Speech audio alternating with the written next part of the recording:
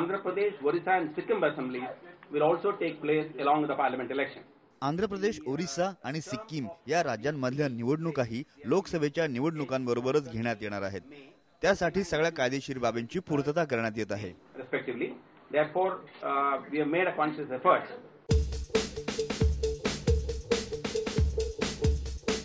आंध्रचे नरसिंहराव पंतप्रधान बनू शकतात.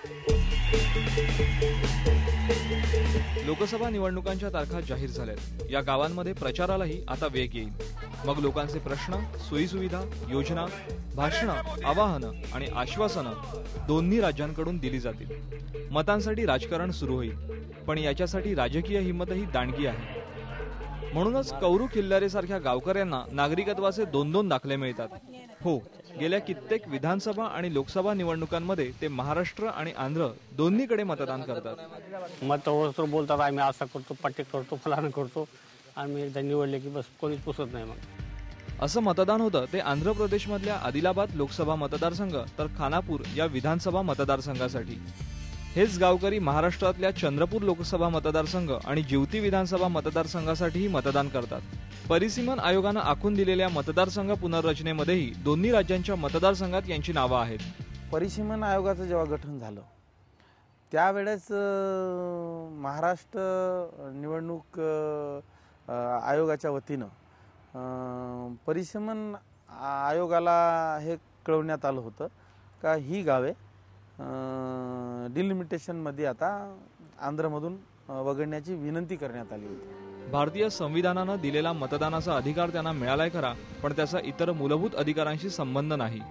भारतीय संविधानानं देशातील प्रत्येक नागरिकाला मतदान करण्याचा अधिकार दिला आहे, परंतु या गावच्या बाबतीत मात्र चित्र थोडं वेगळं आहे. इथचा प्रत्येक नागरिक 2 राज्यात मतदान करतो, तरीही सुविधांच्या बाबतीत मात्र सगळं काही शून्य आहे. 1994 मध्ये पहिल्यांदा गावच्या प्रत्येक मतदाराला राज्य सरकारनं मतदार ओळखपत्र दिलं, पण त्यानंतर 2003 मध्ये आंध्र प्रदेश सरकारनं याच मतदारांना दुसरं ओळखपत्र दिलं. नागरिकत्वाचे 2 दाखले आहेत, पण परिस्थिती जैसे थेच. ही परिस्थिती आम्हाला प्रत्येक गावात दिसत होती.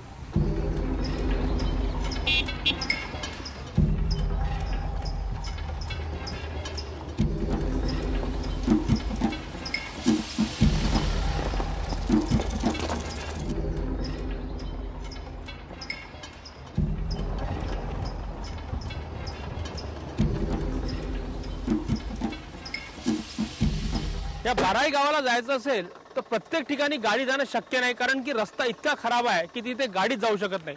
त्यामुळे पुढचा प्रवास आपल्याला पायीच करावा लागणार आहे.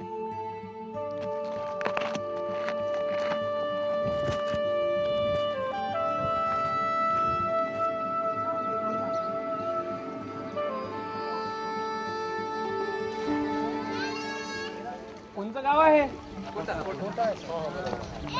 तुम्ही काय करता इथे? आम्ही शेतमजूर.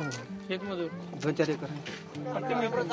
पट्टे पाहिजे, दवाखान्याची सुविधा नाही, गाडी अलकड मग काय आम्ही चुकणार. पाणी पण तुम्ही आम्हाला आतापासून आम्हाला एवढ्या गावाला काही सुद्धा भेटत नाही.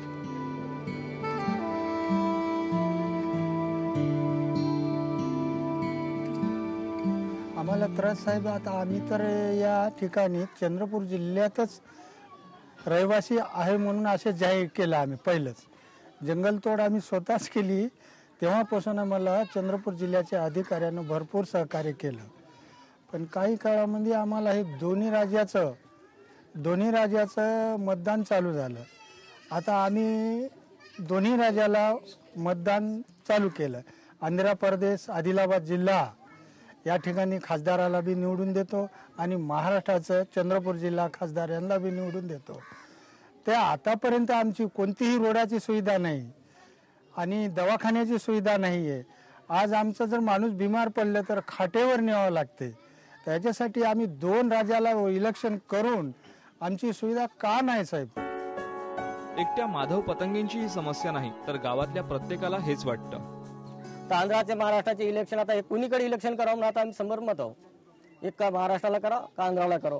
काही ठिकाणी मागच्या वेळेस असेच आम्ही इलेक्शनवर बरेच वेळेस बहिष्कार टाकला.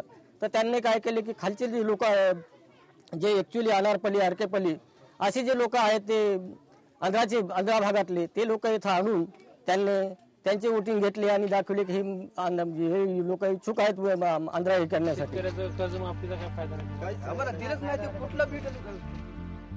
हा अन्याय केवळ भाषेचा नाही तर नागरिक म्हणून हव्या असणाऱ्या हक्कांविषयीचाही आहे. दक्षिण भारतीयांविरुद्ध शिवसेनेचं आंदोलन असो की उत्तर भारतीयांविरुद्ध मनसेचं आंदोलन, प्रत्येक वेळी मराठी भाषिकांचं हित पुढे करण्यात आलं. परंतु हे मराठी लोक महाराष्ट्रातच उदासीन जीवन जगत आहे. याकडे मात्र अजूनही यापैकी कुठल्याच पक्षाचं लक्ष गेलं नाही.